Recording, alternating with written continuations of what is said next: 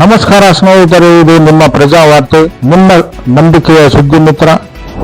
ದಿನಾಂಕ 15ನೇ ಆಗಸ್ಟ್ 2026ರಂದು ಮಾನ್ಯ ಡಾಕ್ಟರ್ ಅಜಿತ್ ಧರ್ಮಸಿಂಗ್ ಸಣ್ಣ ನೀರಾವರಿ ವಿಜ್ಞಾನ ಮತ್ತು ತಂತ್ರಜ್ಞಾನ ಸಚಿವರು, ಕರ್ನಾಟಕ ಸರ್ಕಾರ ಬೆಂಗಳೂರು ಇವರು ರಿಬ್ಬನ್ ಕತ್ತರಿಸುವ ಮೂಲಕ ಹೈದರಾಬಾದ್ ಕರ್ನಾಟಕ ಪತ್ರಿಕೆಯ ಘಟಕಕ್ಕೆ ಚಾಲನೆ ನೀಡಿ ನಂತರ ಪ್ರೆಸ್ ಯಂತ್ರದ ಹಸಿರಿ ಬಣ್ಣದ ಬಟನ್ ಒತ್ತಿ ಯಂತ್ರಕ್ಕೆ ಚಾಲನೆ ನೀಡಿ ಹೈದರಾಬಾದ್ ಕರ್ನಾಟಕ ಪತ್ರಿಕೆಯನ್ನು ಉದ್ಘಾಟಿಸಿ ಮಾತನಾಡಿ, ಗೊತ್ತಿರಲಿಲ್ಲ ತಾವು ಮಾಡ್ತಾ ಇದ್ರಿಂದ ಬಹಳಷ್ಟು ಸಮಯದ ಒಂದು ಅಭಾವ, ಸಮಯದ ಒತ್ತಡ. ಈಗಾಗಲೇ ಒಳಗೆ ನಾವು ಚನ್ನಬಸವ ಬಾಗಲವಾಡ ಅವರು ನಂಗೆ ತೋರಿಸಿದ್ರು, ಇಲ್ಲಿ ಇರ್ತಕ್ಕಂಥ ಒಳ್ಳೆ ರೀತಿಯಿಂದ ಒಂದು ಮಷೀನ್ ಕೂಡ ಏನು ಹಾಕಿದ್ದಾರೆ.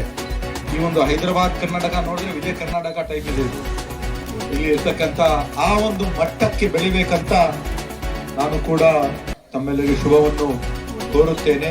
ಇವತ್ತು ಇಡೀ ದೇಶದಲ್ಲಿ ಶಾಸಕಾಂಗ, ನ್ಯಾಯಾಂಗ, ಕಾರ್ಯಾಂಗ ಮತ್ತೆ ಎಲ್ಲಕ್ಕಿಂತ ಮುಖ್ಯವಾದದ್ದು ಮತ್ತು ಪತ್ರಿಕಾ ರಂಗ ಇದು ಇರ್ತಕ್ಕಂಥ ಬಹಳ ಅತಿ ಅವಶ್ಯಕತೆ ಇದೆ. ನಮ್ಗೆ ತಿಳಿದಿರುವಂತ ಸುಮಾರು 14 ಕಡೆ ವೆಬ್ ಮುಖಾಂತರ ಇಲ್ಲಿ ಬೇರೆ ಬೇರೆ ರೀತಿಯಿಂದ ಬ್ಲಾಕ್ ಅಂಡ್ ವೈಟ್ ಪೇಪರ್ಸ್ಗಳು ಕೂಡ ಇವೆ.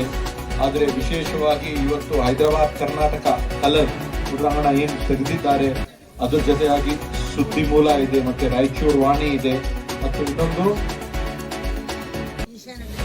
ಈಶಾನ್ಯ ಟೈಮ್ಸ್ ಇದೆಲ್ಲ ಮಾಡ್ತಕ್ಕಂಥ ತಾವು ಒಳ್ಳೆ ರೀತಿಯಿಂದ ಇದು ಬಹಳ ಅವಶ್ಯಕತೆ ಇದೆ. ಜನರಿಗೆ ನಾವು ಮುಗಿಸ್ತಕ್ಕಂಥ ಸರಿಯಾದ ರೀತಿಯಿಂದ ಕೇವಲ ಈ ಒಂದು ಪೇಪರ್ ಅಂತಲ್ಲ, ಇಲ್ಲಿ ಬಂದಿರುವಂತಹ ಒಂದು ಮಾಹಿತಿ ವಿಷಯಗಳು ನಮ್ಮೆಲ್ಲರ ಒಂದು ಜವಾಬ್ದಾರಿ. ಇದು ಸಂಪೂರ್ಣವಾಗಿ ನಮ್ಮ ಪ್ರತಿನಿಧಿಯಾಗಿ ನಾನು ಕೇವಲ ಜಿಲ್ಲಾ ಉಸ್ತುವಾರಿ ಸಚಿವರಾಗಿ ಅಷ್ಟೇ ಅಲ್ಲ, ನಾವು ಎಲ್ಲರೂ ಸೇರಿದ್ರೆ ಮಾತ್ರ ಜನರಿಗಾಗಿ ಬಹಳ ಸುಸಜ್ಜಿತವಾದ ಯಂತ್ರವನ್ನು ಹಾಕಿದ್ದಾರೆ. ಹೈದರಾಬಾದ್ ಕರ್ನಾಟಕ ಪತ್ರಿಕೆಯು ವಿಜಯ ಕರ್ನಾಟಕ ಪತ್ರಿಕೆ ತರ ಕಾಣುತ್ತೆ, ಆ ಮಟ್ಟಕ್ಕೆ ಬೆಳೆಯಬೇಕೆಂದು ಶುಭ ಕೋರಿದರು. ದೇಶದಲ್ಲಿ ಶಾಸಕಾಂಗ, ಕಾರ್ಯಾಂಗ, ನ್ಯಾಯಾಂಗ ಮತ್ತು ಎಲ್ಲದಕ್ಕಿಂತ ಮುಖ್ಯವಾದದ್ದು ಪತ್ರಿಕಾ ರಂಗ. ಈ ಪತ್ರಿಕೆ ಜೊತೆಗೆ ಸುದ್ದಿಮೂಲ ರಾಯಚೂರು ವಾಣಿ, ಈಶಾನ್ಯ ಟೈಮ್ಸ್ ಇದೆ. ಪತ್ರಿಕಾ ಮಾಧ್ಯಮ ಬಹಳ ಅವಶ್ಯಕತೆ ಇದೆ. ಜನರಿಗೆ ಮಾಹಿತಿ ಕೊಡುವುದು ಎಲ್ಲರ ಜವಾಬ್ದಾರಿ ಮತ್ತು ನಾವುಗಳು ಸೇರಿ ಜನರಿಗೋಸ್ಕರ, ಜನರಿಗಾಗಿ ಒಳ್ಳೆಯ ಕೆಲಸ ಕಾರ್ಯಗಳನ್ನು ಮಾಡಬಹುದು ಎಂದು ಹೇಳಿದರು. ಜನಪ್ರತಿನಿಧಿಗಳ ಅಧಿಕಾರ ಶಾಶ್ವತವಲ್ಲ. ಅಧಿಕಾರದಲ್ಲಿದ್ದ ಸಂದರ್ಭದಲ್ಲಿ ಜನರಿಗಾಗಿ, ಜನರ ಪರವಾಗಿ ಮಾಡಿದ ಕೆಲಸಗಳನ್ನು ಯಾವಾಗಲೂ ನೆನೆಸುತ್ತಾರೆ. ಹಾಗಾಗಿ ಮಾನ್ಯ ಧರ್ಮಸಿಂಗ್ ನಮ್ಮ ತಂದೆಯವರು ನಮ್ಮ ಮಧ್ಯದಲ್ಲಿಲ್ಲ ಅಂದ್ರು ಇವತ್ತಿಗೂ ಅವರು ಮಾಡಿದ ಕೆಲಸಗಳನ್ನು ಜನ ನೆನಪಿಸಿಕೊಳ್ಳುತ್ತಾರೆ. ಮಾಜಿ ಮುಖ್ಯಮಂತ್ರಿಯವರ ಮಕ್ಕಳೆಂದರೆ ಜನರ ನಿರೀಕ್ಷೆ ಹೆಚ್ಚಿರುತ್ತದೆ. ಅವರ ಹೆಸರನ್ನು ಉಳಿಸಲು ಹೆಚ್ಚಿನ ಕೆಲಸ ಮಾಡಬೇಕಾಗುತ್ತದೆ ಎಂದು ಹೇಳಿದರು. ಈ ಸಂದರ್ಭದಲ್ಲಿ ಹೈದರಾಬಾದ್ ಕರ್ನಾಟಕ ಪತ್ರಿಕೆಯ ಮಾಲೀಕರಾದ ಚನ್ನಬಸವರು ಒಳ್ಳೆಯ ಕೆಲಸ ಮಾಡುತ್ತಾರೆ ಎಂಬ ವಿಶ್ವಾಸವಿದೆ. ಪತ್ರಿಕೆಯ ಎಲ್ಲ ಟೀಮ್ಗೆ ಅಭಿನಂದನೆಗಳನ್ನು ಸಲ್ಲಿಸಿದರು.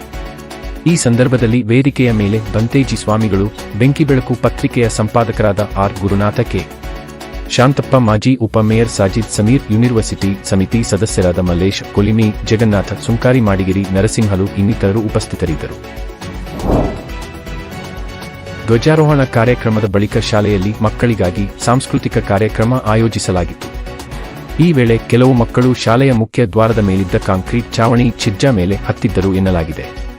ಮಕ್ಕಳ ತೂಕ ಹೆಚ್ಚಾದ ಪರಿಣಾಮ ರಚನೆ ಏಕಾಏಕಿ ಕುಸಿದು ಬಿದ್ದಿದೆ. ಅವಶೇಷಗಳಡಿ ಸಿಲುಕಿದ್ದ 6 ವರ್ಷದ ನಿಜಾಂ ಮೃತಪಟ್ಟಿದ್ದಾನೆ. ಘಟನೆಯಲ್ಲಿ 11 ವರ್ಷದ ಸೈಫ್ ಅಲಿ ಮತ್ತು 10 ವರ್ಷದ ಶೈದಾನ ಗಾಯಗೊಂಡಿದ್ದು, ಅವರನ್ನು ಆಸ್ಪತ್ರೆಗೆ ದಾಖಲಿಸಿ ಚಿಕಿತ್ಸೆ ನೀಡಲಾಗುತ್ತಿದೆ. ಮಾಹಿತಿ ಸಿಗುತ್ತಿದ್ದಂತೆಯೇ ಸ್ಥಳಕ್ಕೆ ಅಧಿಕಾರಿಗಳು ಹಾಗೂ ಪೊಲೀಸರು ಧಾವಿಸಿ ರಕ್ಷಣಾ ಕಾರ್ಯಾಚರಣೆ ನಡೆಸಿದರು.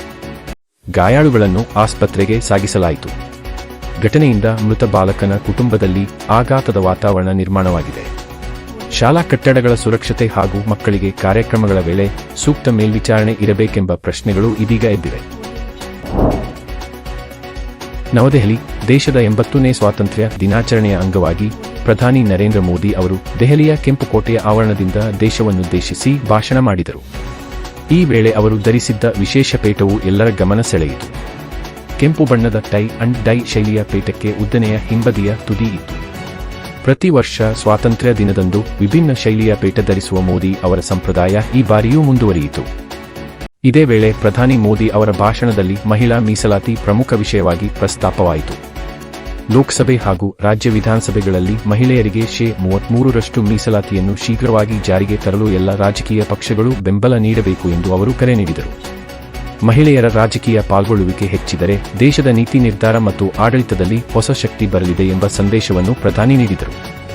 ಪ್ರಧಾನಿ ಅವರ ಸ್ವಾತಂತ್ರ್ಯ ದಿನದ ಭಾಷಣವು ಯುವಜನತೆ, ಆತ್ಮನಿರ್ಭರತೆ, ಮಹಿಳಾ ಸಬಲೀಕರಣ ಮತ್ತು ಅಭಿವೃದ್ಧಿ ಹೊಂದಿದ ಭಾರತ ನಿರ್ಮಾಣ ಸೇರಿದಂತೆ ಹಲವು ಪ್ರಮುಖ ವಿಚಾರಗಳನ್ನು ಒಳಗೊಂಡಿತ್ತು. 2026ರ ಭಾಷಣವು ಸುಮಾರು 75 ನಿಮಿಷಗಳ ಕಾಲ ನಡೆಯಿತು.